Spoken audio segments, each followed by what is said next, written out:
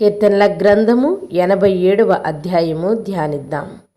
ఆయన పట్టణపు పునాది పరిశుద్ధ పర్వతముల మీద వేయబడి ఉన్నది. యాకోబు నివాసములన్నిటికంటే సియోను గుమ్మములు యెహోవాకు ప్రియులై ఉన్నవి. దేవుని పట్టణమా, మనుష్యులు నిన్ను గురించి మిక్కిలి గొప్ప సంగతులు చెప్పుకొందురు. రాహాబును, ఐగుప్త బబులోనును నాకు పరిచయములు నేను తెలియజెప్పుచున్నాను.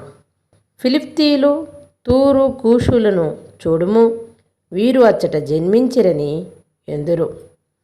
ప్రతి జనము దానిలోనే జన్మించిదననియు, సర్వోన్నతుడు తానే దాన్ని స్థిరపరిచిననియు సియోను గురించి చెప్పుకొందురు. యెహోవా జనములు సంఖ్య వ్రాయించినప్పుడు ఈ జనము అక్కడ జన్మించినని సెలవిచ్చెను. పాటలు పాడుచు, వాయిద్యములు వాయించుచు, మా ఓటలన్నీయు నీయందే ఉన్నవని వారందరూ. ఆమేన్.